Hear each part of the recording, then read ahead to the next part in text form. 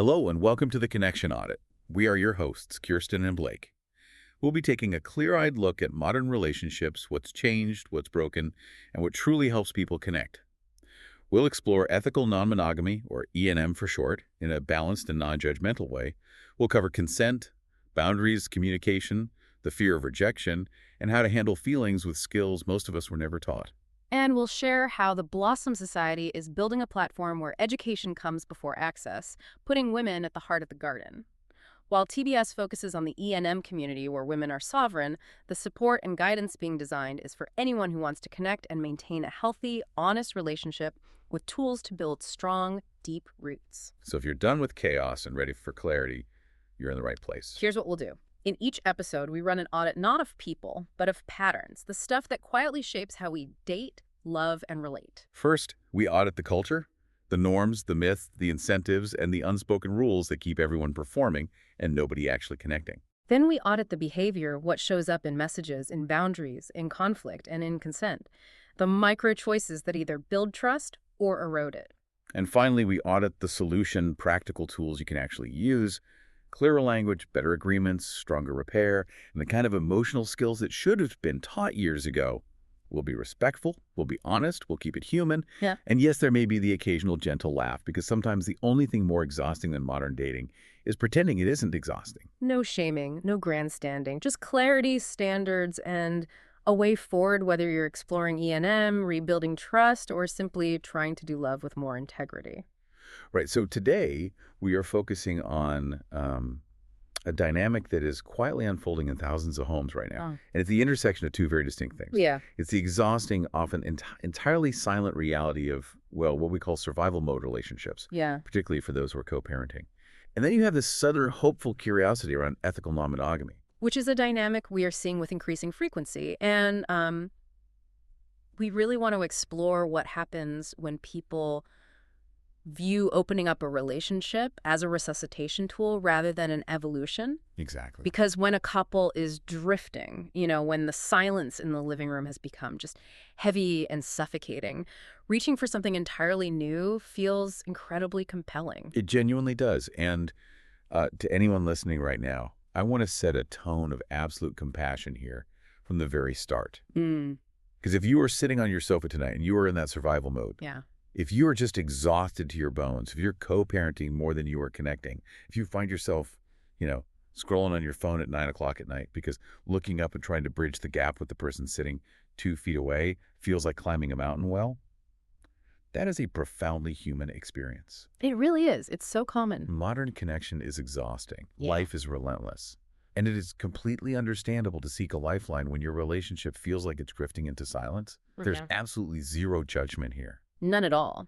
The intention today is to look at the pattern, right? Not to judge the individuals caught within it, because the pattern itself is where the danger lies. Right. What we're examining is the tendency to use the immense complexity of multiple partners to somehow solve a foundational disconnection at home. So if we are to understand how we arrive at this precipice, let's start where we always do. Let's audit the culture. Yes. Let's.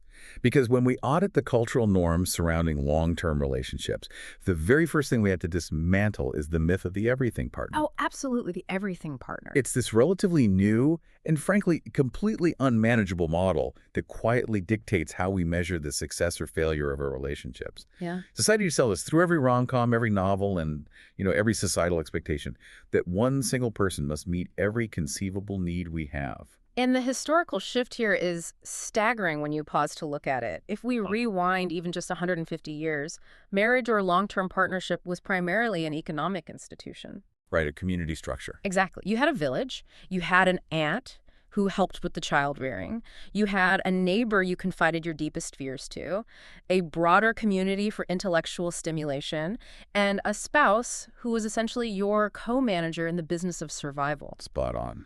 But now, because of industrialization, urbanization, the nuclear family model, we have isolated ourselves into tiny self-contained units, and we have pointed a finger at our partner, expecting them to be the entire village. What does that village look like today? I mean, we expect this one person to be our financial co-manager, our most trusted confidant, our flawless parenting ally, our intellectual... Our therapist. Yes, our therapist. And on top of all of that, our passionate, spontaneous, wildly unpredictable lover. Which is a biological and psychological paradox, isn't it? Human beings require security, safety, and predictability to feel grounded. Yeah. But we require mystery, distance, and novelty to feel desire. So we're asking one human being to provide both the comforting predictability of a warm blanket and the exhilarating unpredictability of a roller coaster. It's an impossible brief. It really is. And when they inevitably fall short because they are simply human, because they're exhausted from their own demanding day, we interpret that as a catastrophic failure of the relationship.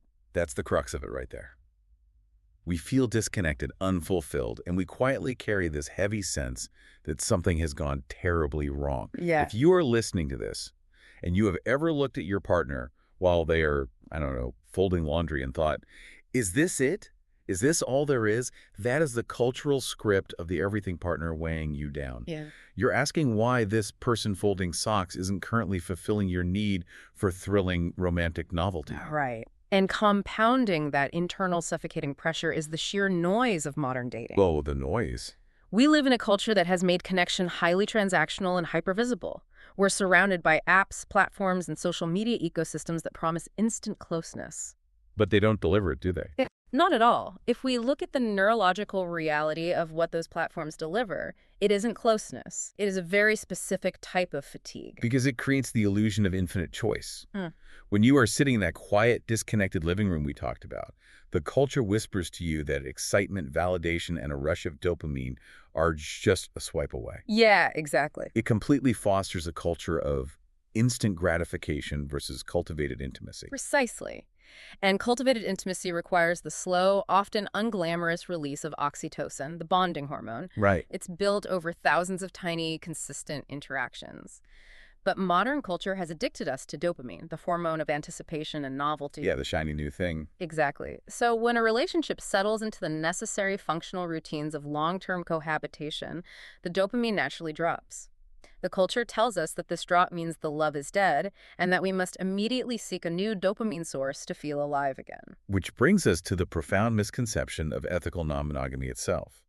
Because the cultural script surrounding E&M right now is incredibly skewed.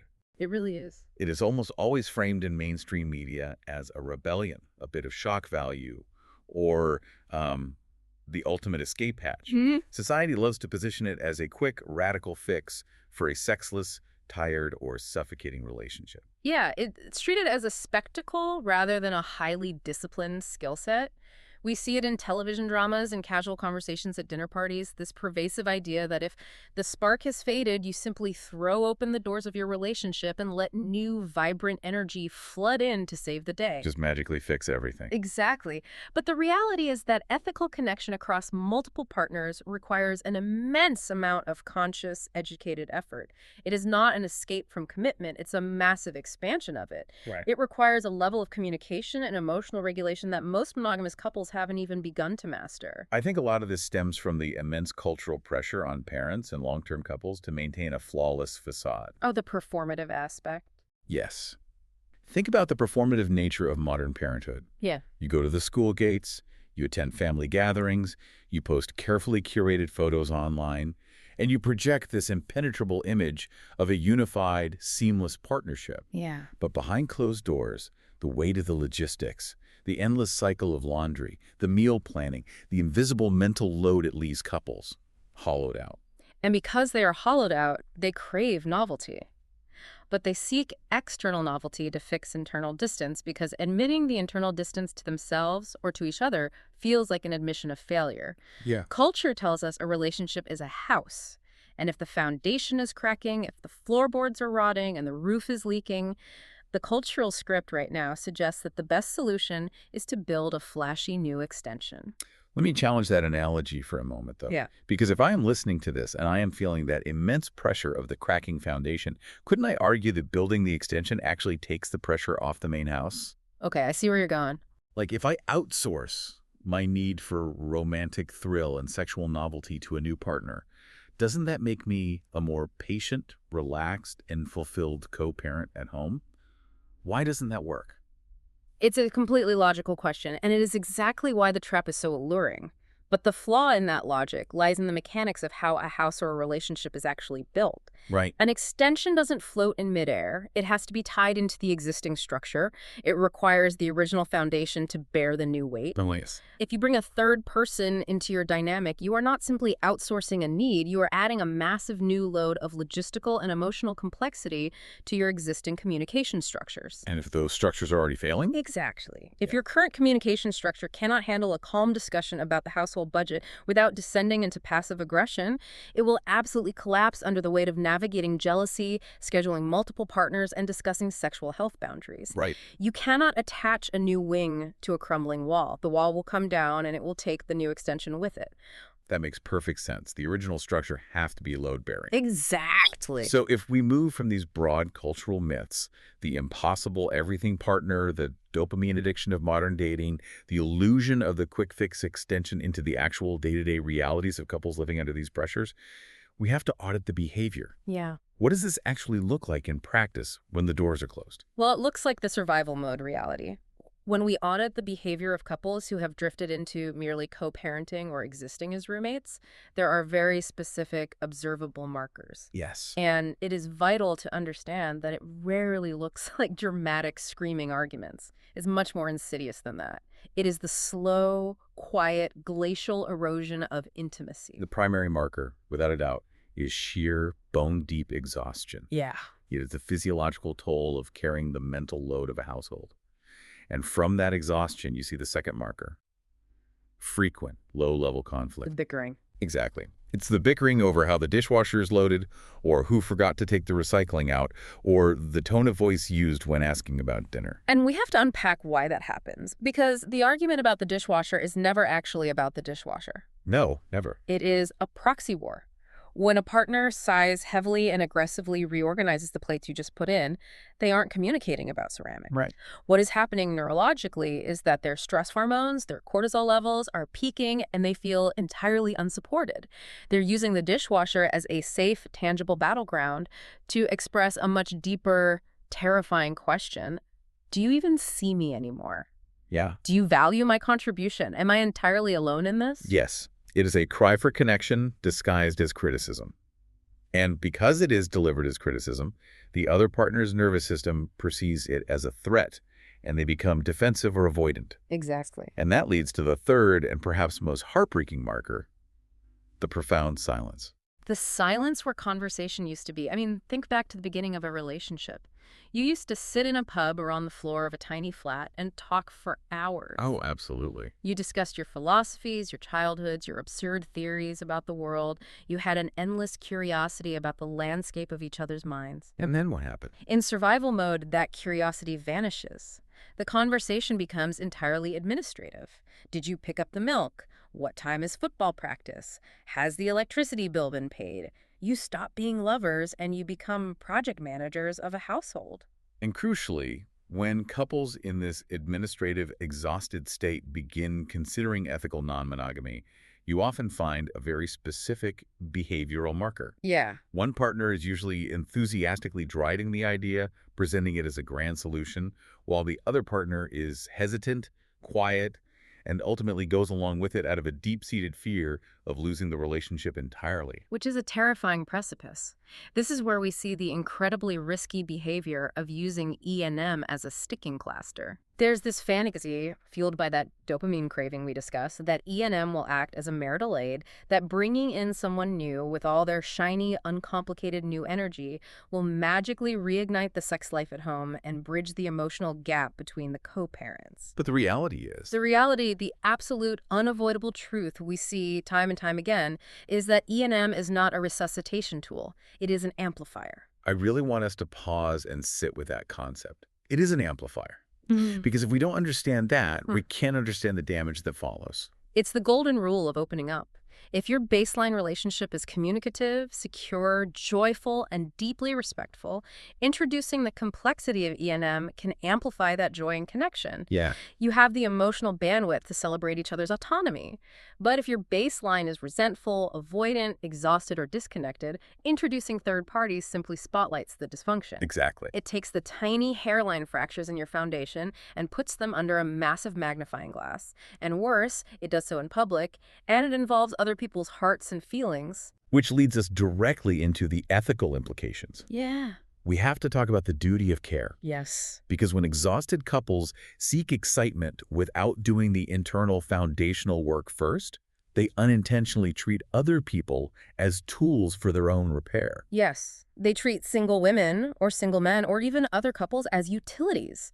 They outsource the heavy lifting of reviving their own deadened relationship to a third party. It's so unfair. It really is. They expect this new person to inject life, sexuality, and validation into their world without offering a stable, emotionally safe environment in return.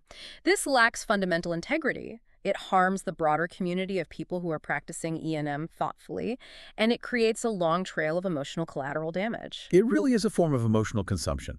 You are consuming someone else's energy to fuel your own deflated balloon. Spot on. And it all stems from a profound absence at home, the absence of what we call micro moments, the fading of sexual currency. And sexual currency isn't about the act of sex itself. It is the accumulation of small, crucial behaviors that signal safety, desire, and presence. Right. It's the sustained eye contact across a crowded room at a party where you silently communicate, "I am with you." It's the hand squeeze when you are squeezing past each other in a narrow kitchen. I love that. It's the lingering hug that lasts just long enough for the nervous system to settle. It's the quick kiss that actually lands on the lips rather than a distracted peck on the cheek as you are rushing out the door with your keys in your mouth.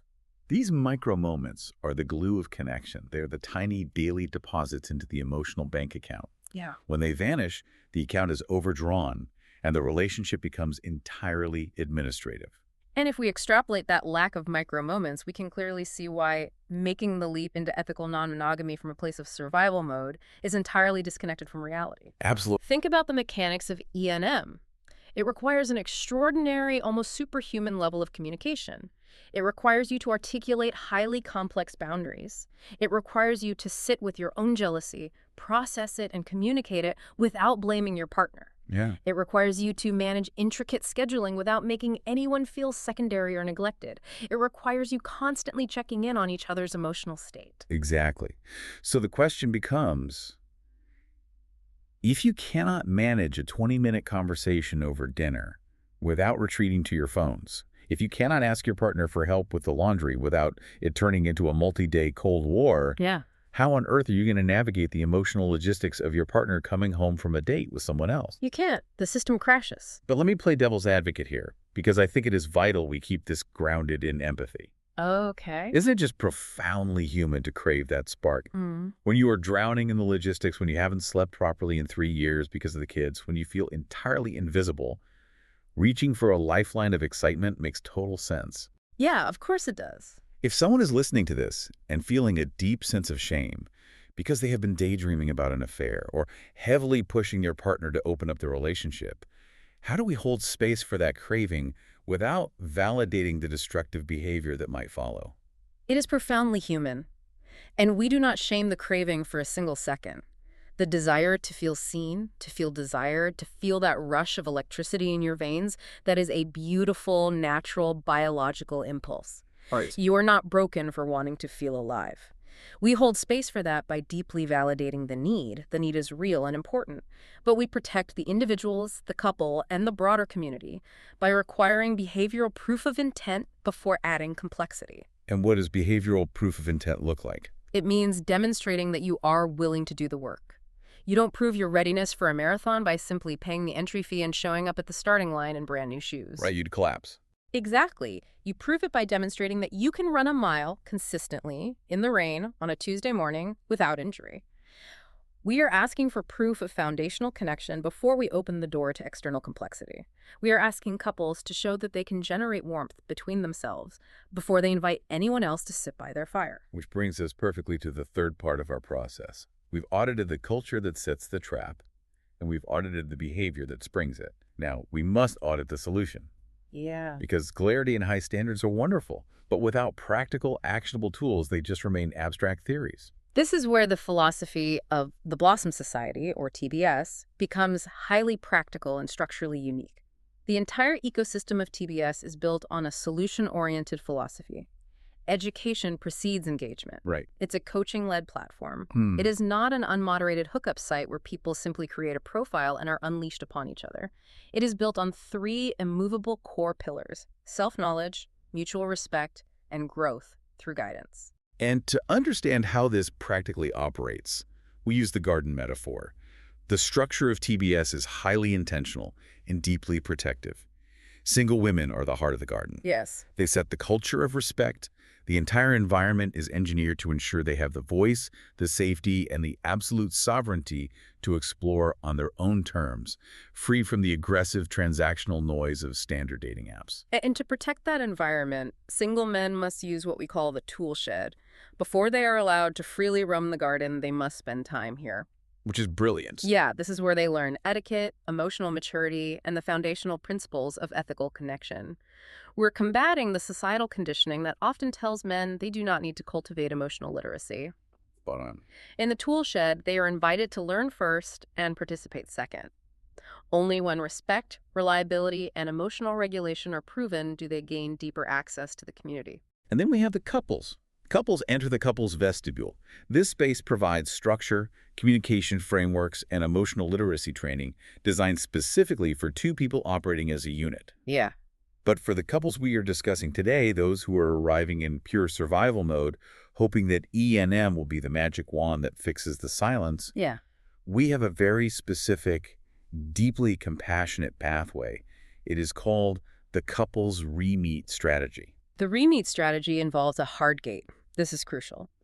If a couple arrives at the vestibule, and through our assessment we see that their baseline is exhausted, that they are sexless, that there is frequent low-level conflict, or, most importantly, if one partner is clearly hesitant and just trying to appease the other, we pause their outward-facing exploration immediately. Right. We do not unlock the rest of the garden for them. Instead, we ask them to achieve internal stabilization first. I look at this gating mechanism, and I actually see it as a profound act of care. It's like a medical professional telling a marathon runner they have to heal their sprained ankle first. We aren't saying you can't run. We aren't judging your desire to race. We are saying we want you to actually be able to finish the race, rather than collapsing at mile 3 and doing permanent damage to your joints. That is exactly the ethos. We are protecting them from themselves, and we are protecting the rest of the community from being used as a marital aid. We are stopping the cycle of emotional consumption before it begins. Yeah. So if we place this hard gate in front of them, what do we actually offer? What are the practical, everyday tools for this stabilization? What do we actually ask them to do in this re-meet pathway? Well, the tools are incredibly grounded. We aren't asking them to read 20 textbooks on polyamory or go to a retreat in the woods. We start where they live. Right. We start with a 7-day micro moments challenge. This is about rebuilding that sexual currency we talked about through small, consistent reps. We explicitly tell them, do not try to have wildly passionate, hours-long romantic evenings right now. No, you can't. Exactly. You do not have the energy for it, and the pressure will only cause more stress. Instead, we ask for intentionality in the mundane. We ask for sustained eye contact when handing over a cup of tea. Yes. We ask for a hand to rest gently on a shoulder for 3 seconds while walking past the kitchen sink. We ask for a hug that lasts just a few seconds longer than necessary, just long enough for the vagus nerve to register safety. It's so achievable. It is. These are small reps that can survive the exhaustion of a Tuesday night, but they slowly, steadily rebuild warmth. Next, we introduce honest window scripts. This is where we tackle the communication breakdown. These are highly structured frameworks for raising difficult topics without triggering the other person's defense mechanisms. Yeah, the defense mechanisms are the tricky bit. Because if you just walk into the room and say, you never help around the house, we never have sex anymore, you are guaranteed a fight. The other person's brain perceives an attack, and they will either fight back or shut down. But the script changes the architecture of the conversation. It teaches you to use I statements and focus on your own internal landscape. Instead of an attack, the script teaches you to say something like, I am feeling incredibly overwhelmed with the logistics of the house lately, and because of that, I'm feeling really disconnected from you. I miss you. Can we find a way to shift this together? It is such a subtle shift in language, but a massive shift in outcome. It moves the couple from being adversaries fighting over a problem back to being a team facing the problem together. We also implement phone-free meals. It sounds so basic, almost insultingly simple, but the smartphone is the ultimate avoidance tool in the modern It home. really is. It's a brilliant little machine for escaping discomfort. By removing it from the table, you remove the escape hatch. You're forced to sit in the reality of your connection, even if that reality is initially awkward or silent. And finally, a 20-minute nightly check-in. The goal here is absolutely not to solve the world's problems or relitigate old arguments or plan the family finances. No, definitely not. The goal is simply to rebuild the friendship, to ask about each other's day with genuine curiosity, to listen without immediately trying to fix the problem, to remember fundamentally why you actually liked each other in the first place before the mortgage and the kids and the exhaustion took over. What we are really talking about with all of these tools is the concept of season 2.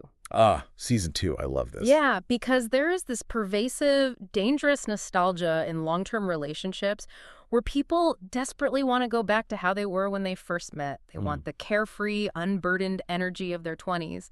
But you cannot go back. Time only moves forward. You are entirely different people now. You have been changed by time, by stress, by financial pressures, perhaps by the profound transformation of parenting. Season 1 of your relationship is over. The finale aired. Yes. And struggling to recreate season 1 is what causes so much misery. Yeah. You don't regress. You adapt. Yeah. You have to learn how to love the current, evolved, perhaps slightly battered version of your partner. And they have to learn to love the current version of you. The re-meet strategy is about writing the pilot episode for season 2. These tools help couples water their own roots, heal their own soil, before they even consider inviting anyone else into their garden. And if you pause to consider the investment required to learn these emotional skills, it is strikingly minimal compared to the immense cost of remaining disconnected. We're talking about investing in the emotional literacy that dictates the entire quality of our daily lives. Yeah. People think nothing of spending money on fleeting comforts, a weekly latte, a streaming subscription, a new piece of clothing that will be forgotten in a month. But they hesitate to invest time, energy, or resources into understanding how to communicate without contempt. For less than the cost of that weekly latte, people can access frameworks within TBS that shift the entire trajectory of their relationship. A latte provides a rush for 10 minutes. Emotional awareness provides peace for a lifetime. And we'll try to leave you with 3 takeaways. 1, you'll learn how to spot the cultural scripts that quietly sabotage connection and how to step out of them. Yeah. It is so utterly vital to recognize when you are falling prey to the cultural script that whispers external novelty cures internal distance. Yeah. If you catch yourself scrolling, daydreaming, or believing that bringing a shiny new person into the mix will magically solve the heavy silence in your living room, you must pause. Spot the pressure of the everything partner myth. Yeah. Recognize that expecting your exhausted partner to flawlessly execute every single role in your life, from financial planner to therapist to wild lover, is quietly sinking the ship. Right. Step out of that script by acknowledging your partner's humanity, forgiving their limitations, and having profound compassion for your own exhaustion. You'll get clearer behaviors to aim for around consent, boundaries, communication, and repair without turning relationships into a minefield. Aim for behavioral proof of intent. If you want to rebuild intimacy, or if you eventually want to explore ethical non-monogamy from a healthy baseline, you must start with the micro moments. Prove to yourself and prove to your partner that you can sustain small, consistent reps of connection. A lingering glance, a gentle hand squeeze, meaningful, sustained eye contact when they are speaking. These are the minute behaviors that actually build the foundation far before you attempt any massive structural changes to the architecture of your relationship. Takeaway 3, you'll leave with practical tools you can try immediately, so connection becomes something you can build, not something you just hope for. You do not have to wait for permission to implement the re-meet strategy. You can start tonight in your own home. Institute a 20-minute phone-free check-in this evening. Yeah, just start tonight. Exactly. Sit with your partner, physically remove the distractions from the room, and just be present with whatever reality exists between you. Or try using an honest window script tomorrow. If there's a need that isn't being met, Articulate it using I statements. Focus entirely on your own internal feelings rather than assigning blame or listing your partner's failures. Connection isn't magic, it is architecture. You build it brick by brick. When we pull all of this together, when we look at the culture, the behavior, and the solution, what we're really saying is this. Connection without consciousness is chaos. It is reactive, it is exhausting, and it inevitably leads to pain. But connection with awareness, with deliberate tools and profound honesty, is art. Whether you're actively exploring the complexities of ethical non-monogamy or you are simply trying to survive the deeply exhausting years of early parenthood with your partner, the standard remains exactly the same. The roots must be watered, respect must be paramount, Yeah. and education, skill building, and emotional literacy must absolutely come before access both to new partners out in the world and to the deeper, more fragile vulnerabilities of your current partner at home. It takes immense, undeniable courage to look at your own relationship patterns honestly. To look in the mirror and admit that you are in survival mode. To admit that you have been looking for an escape hatch rather than picking up a tool for repair. But that honesty, as uncomfortable as it is the very first step toward a season 2 that is richer, deeper, and far more resilient than season 1 ever could have been. To blossom is not necessarily to love many people, it is to love consciously. Thanks for listening to the Connection Audit, where we hope we've helped you uncover new skills, a deeper understanding around connecting with other people, and giving you the courage to be honest with yourself, your partner, and those people you connect with. And our only ask is this. If you know one person who you feel would benefit from listening to our conversation, please mention the Connection Audit, point them in our direction. Let's start a conversation about how we can build better connections. And if you have a question, a theme, or a topic you'd like us to cover, please give us a like, leave a comment, and we'll get it scheduled into the running order. Be kind to yourself. Until next time, less scrolling, more soul.